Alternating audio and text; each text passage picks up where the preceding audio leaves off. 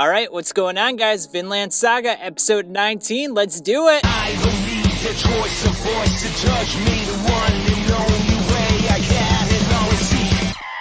Anyone. So this episode begins with a little bit of story time. Thorkell feels that Thorfinn's done enough to prove himself to be a pretty strong warrior, so he decides to divulge some information about his father Thors and his mother Helga, who, as it happens to turn out, is actually the daughter of the leader of the Jom Vikings, the leader at that time. And Thorkell also reveals that he was the brother of the leader of the Jom Vikings, which makes Helga his niece, and which makes him Thorfinn's great uncle. So it turns out that they're actually related by blood. So Thorfinn has a lot of badass blood running through his veins. I mean, he's got his father Thor's, of course, but you know, Thorkell is his uncle. So I mean, he's got some really strong roots, as it were. And Thorkell proceeds to tell him the story about his father and how he faked his death, and he met him one more time before he moved to Iceland and set up a family. And, you know, we see that Thors takes out Thorkell pretty easily, and he doesn't reveal to Thorkell what it is to be a true warrior. Now, I would imagine that being a true warrior is sort of knowing when to fight your battles, and even when you are strong and you can kill others, that you just don't do it recklessly. That you choose your battles and that you fight for things that matter and not for inconsequential wars that kings decide are necessary, quote unquote necessary, because they want to take over a country or, you know, expand their kingdom. So I would imagine it's something along those lines, but of course Thorkell and Thorfinn are still kind of clueless at this point. And it's also interesting in the episode because Thorkell reveals that he's 50 years old, and I was like, God damn. For a 50-year-old, I mean, he looks pretty good for his age. I mean, I was thinking maybe 30s or 40s, but I mean, I guess that doesn't really make sense because, you know, he was probably in his 20s or maybe early 30s when Thors decided to leave the Jom Vikings, and Thors just had Thorfinn at that point, and now Thorfinn's probably, what, 16, 17? So I guess 50 does make sense, but geez, the guy is still ripped to all hell, and he looks pretty good for his age. He doesn't look like he's got any wrinkles or anything like that, especially for that time period. So that's really impressive. Nice little bit of information. And then we resume the battle between Thorfinn and Thorkell, and I gotta say, the battle between the two is a lot better than last week. There's a lot more strategy involved here, especially with Askeladd helping out Thorfinn. So in the middle of the battle, we should acknowledge that Thorfinn has one of his arms bandaged up. I don't know if he dislocated it or broke it, but he's fighting with one arm at this point against Thorkell, who's a freaking monster. But Askeladd, who's kneeling on the ground, who looks like he's just kind of a observer at this point, is actually preparing something.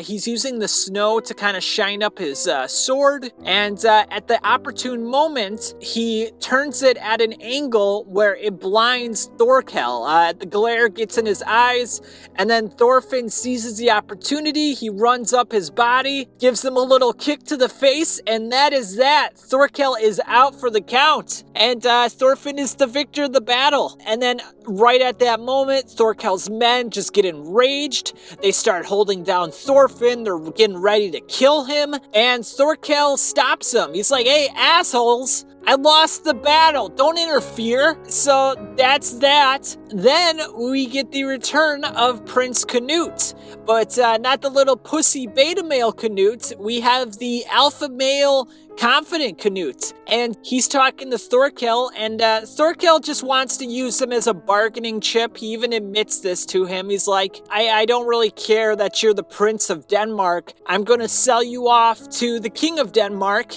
and make a vast amount of riches in the process.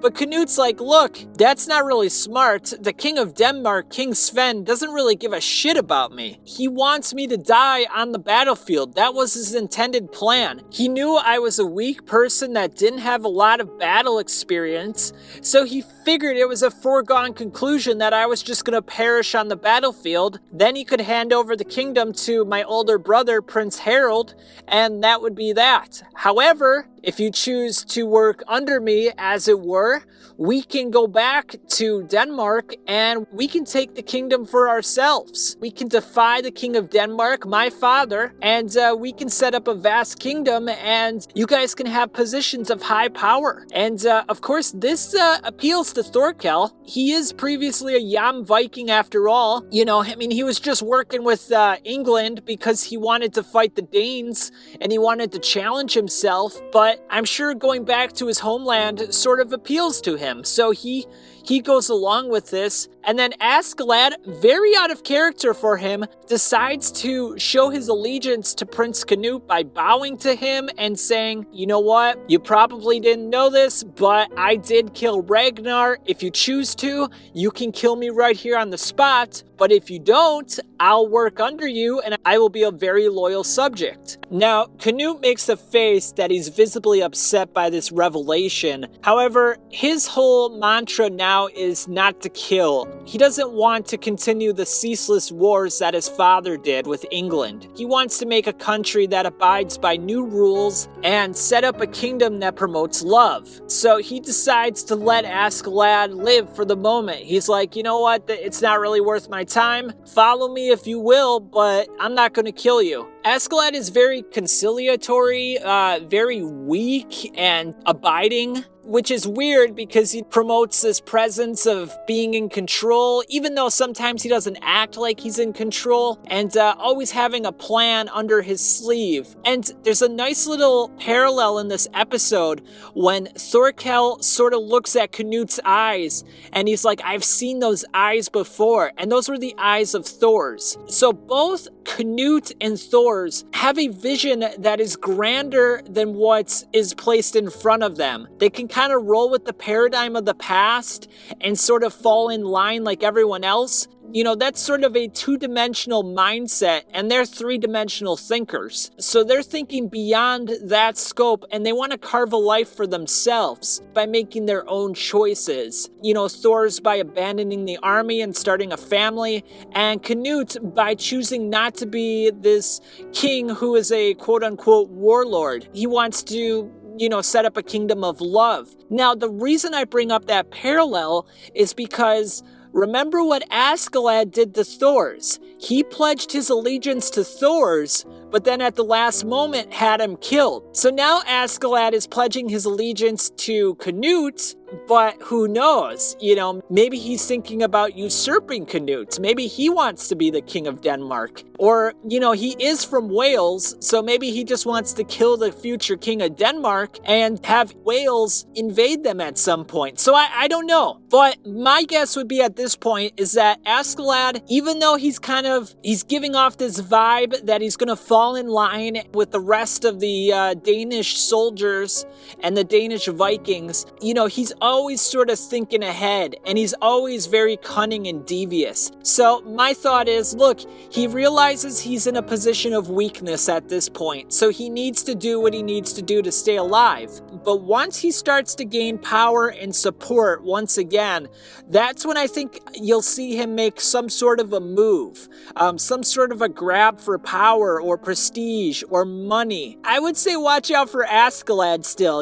He's been shown in the last couple of episodes to sort of be defeated and on death's doorstep. But now I think he's going to start turning around his luck, and you may just see him resume a position of power and prestige once again. So that will be very interesting to see what happens. Thorkell, he's just a warrior to the end. He doesn't have any sort of machinations. And Thorfinn is just very straightforward in his approach. He just wants that battle with Askeladd so he can avenge his father. But I would say watch out for Askeladd, and we'll have to see how it goes. I mean, is Canute going to be successful in taking over the kingdom of Denmark? Will he become the future king, or will that go to his brother Harold? what's going to happen with England? I mean, Denmark is still presumably attacking them. I would imagine at some point Denmark is going to take over England, and we'll just have to see from there. So I feel like after last week's episode, I was very disappointed. I felt like it was a bit of a letdown. This episode got us back on track again. The fight was good, and I feel like we're starting to get into the internal politics once again, which I'm very much enjoying. So a good episode, guys, and I think we'll leave it there for now. I'll catch you on the flip side.